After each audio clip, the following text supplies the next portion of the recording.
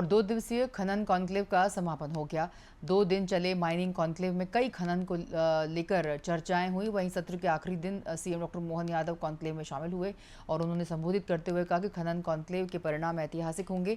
वहीं सीएम ने कहा कि हम लगातार विकास की राह पर हैं, हमारी संस्कृति हम सबको सिखाती है। उन्होंने हमें अपने संबोधन में हरियाणा में हुई जीत का भी जिक्र किया और इसी के साथ ही सीएम पारदर्शी पॉलिसी बनने पर भी उन्होंने जोर दिया।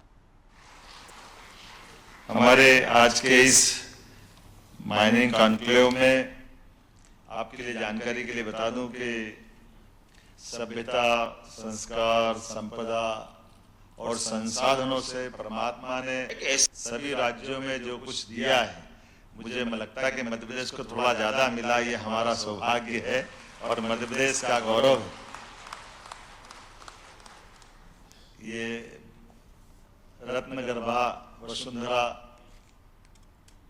जब सौरमंडल की रचना हो रही होगी, उस सौरमंडल की रचना में जब पृथ्वी का अवतरण हुआ है तो कई सारी विशेषताओं को लिए हुए ये हमारी धरती माता इस सौरमंडल का एक महत्वपूर्ण ग्रह बन करके सबके बीच आई है।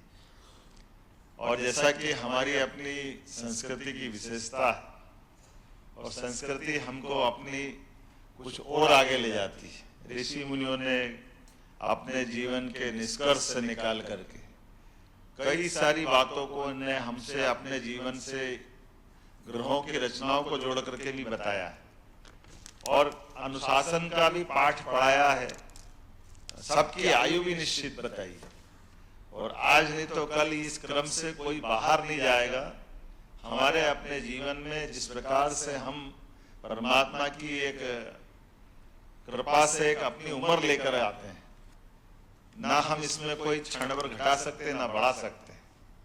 एक निश्चित क्रम में आपका जन्म होता है, जन्म पे आपका कोई बंधन नहीं और जैसे ही आपका जन्म का समय पूरा होगा, आपके उस सारे प्रयत्न करने के बाद में भी आप कुछ भी कर लो, उसके बाद आपको अपनी संसार लीला से विदा लेना ही लेना है। लेकिन आने और जाने के क्रम में कुछ कॉमन चीजें बताई है, उस कॉमन चीजों में हमको एहसास भी, इसलिए कई दुनिया के देशों से हमारे देश की कई मत भिन्नता भी भाव के आधार पर। हमारे यहाँ कहा गया यत पिंडे तत् ब्रह्मांडे। हमको अगर इस ब्रह्मांड को समझना है तो अपने शरीर की रचना को समझ लोगे तो ब्रह्मांड समझ में आ जाएगा।